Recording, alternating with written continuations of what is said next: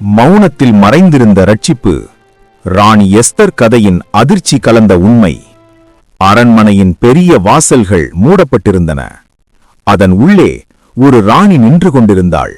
அவளது இதயம் பலமாக துடித்துக் கொண்டிருந்தது. ஒரு தவறான அடியில், ஒரு வார்த்தை கூட தவறினால் அவள் உயிரே போய்விடும். ஆனால் அந்த ராணி அமைதியாக ஒரு முடிவெடுத்தாள். நான் அழிந்தாலும் பரவாயில்லை, என் ஜனங்கள் காப்பாற்றப்பட வேண்டும். அவள் மெதுவாக ராஜாவின் முன் நின்றாள். அந்த நேரம், அந்த ஒரு கணம் ஒரு முழு தேசத்தின் விதியை தீர்மானிக்கப் போகிறது. பாரசீக அரசாண்ட காலம். அகஸ்வேரு என்ற ராஜா மிகப்பெரிய பேரரசை ஆட்சி செய்தார். அவரது அரண்மனை செல்வச் செழிப்பில் மின்னியது. ஆனால் அந்த அரசாங்கத்தில் ஒரு மறைந்த ஆபத்திருந்தது. அதே நாட்டில் யூதர்களாக வாழ்ந்த மக்கள் இருந்தார்கள். அவர்களில் ஒருவன் மோர்தெகாய். அவர் எளிய மனிதன்தான், ஆனால் அவர் உள்ளத்தில் தேவனுக்கான அன்பு எரிந்து கொண்டிருந்தது. மோர்தெகாய்க்கு ஒரு அன்பான உறவு பெண் இருந்தாள், எஸ்தர். எஸ்தர் சாதாரண பெண் அல்ல. அவளின் முகத்தில் ஒரு அமைதி, கண்களில் ஒரு நம்பிக்கை, உள்ளத்தில் ஒரு தெய்வீக அழகு இருந்தது. ஒரு நாள் அரசர் தனது ராணியை மாற்ற முடிவு செய்தார். நாட்டின் எல்லா அழகான பெண்களும் அரண்மனைக்கு அழைக்கப்பட்டார்கள். அவர்களில் எஸ்தரும் இருந்தாள். எஸ்தர் அரண்மனைக்குள் சென்றபோது அவள் வெளிப்புற அழகால் மட்டுமல்ல, அவள் உள்ளத்தின் அமைதியாலும் ராஜாவை கவர்ந்தாள். அந்த நாளில் எஸ்தர் ராணியாக தேர்ந்தெடுக்கப்பட்டாள். ஆனால் ஒரு ரகசியம் இருந்தது. அவள் யூதர் என்பதை யாருக்கும் தெரியாது. மோர்தெகாய் அவளிடம் சொல்லியிருந்தார், உன் மக்கள் யார் என்று வெளிப்படுத்தாதே. எஸ்தர் அதை கடைபிடித்தாள். அந்த அரண்மனையில் ஹாமான் என்ற அதிகாரி இருந்தான். அவன் பெருமையாலும் அகந்தையாலும் நிரம்பியவன். ஒரு நாள் மோர்தெகாய் அவனை வணங்க மறுத்தார். அந்த சிறிய நிகழ்வு ஒரு பெரிய அழிவாக மாறியது. ஹாமான் கோபத்தில் எரிந்தான். அவன் ஒரு திட்டம் தீட்டினான். மோர்தெகாயை மட்டுமல்ல, எல்லா யூதர்களையும் அழித்துவிட வேண்டும். அவன் ராஜாவிடம் பொய் கூறி ஒரு கட்டளை பெற்றான். ஒரே நாளில் எல்லா யூதர்களையும் கொல்ல. அந்த செய்தி பரவியதும் யூத மக்கள் துக்கத்தில் மூழ்கினர். மோர்தெகாய் கண்ணீர் சிந்தினார்.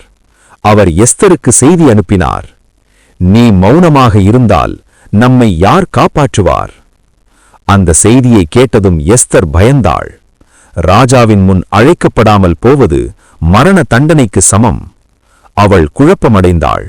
ஒரு பக்கம் அவளது உயிர், மற்றொரு பக்கம் அவளது மக்கள். அந்த நேரத்தில், நீ இந்த நேரத்திற்காகவே ராணியாக ஆனாயோ?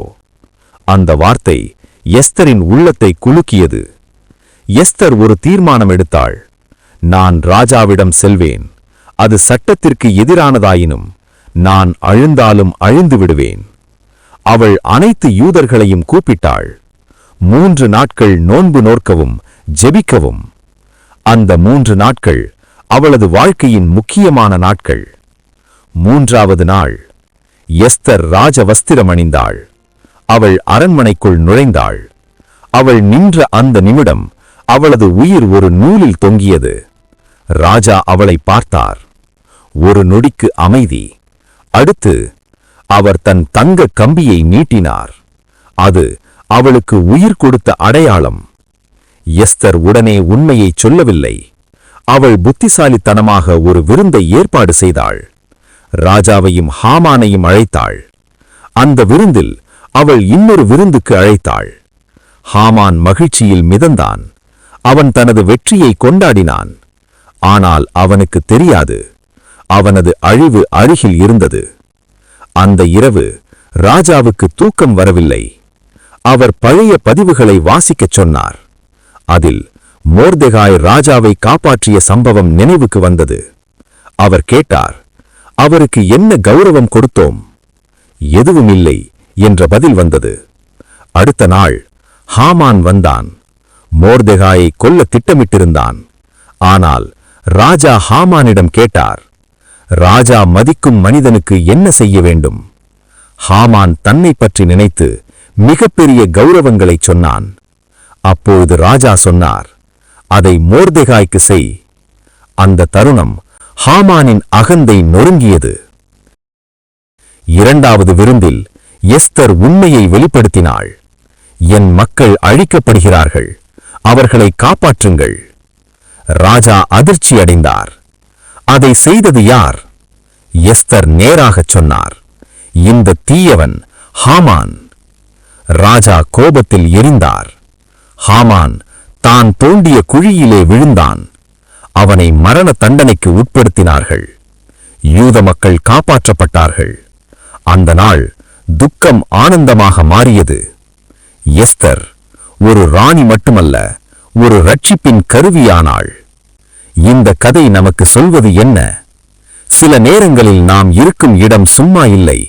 தேவன் ஒரு பெரிய நோக்கத்திற்காக நம்மை வைத்திருக்கிறார். பயம் இருந்தாலும் நம்பிக்கையுடன் முன்னேற வேண்டும். நீயும் இந்த நேரத்திற்காகவே தேர்ந்தெடுக்கப்பட்டவனாக இருக்கலாம். இன்று உன் வாழ்க்கையிலும் ஒரு எஸ்தர் தருணம் இருக்கலாம். அதை தவறவிடாதே. இந்த கதை உங்கள் இதயத்தை தொட்டிருந்தால் லைக் பண்ணுங்க, உங்கள் அன்புக்குரியவர்களுடன் பகிருங்கள். மேலும் தேவனுடைய வார்த்தைகளை அறிய சப்ஸ்கிரைப் செய்யுங்கள். தேவன் உங்களை ஆசீர்வதிப்பாராக.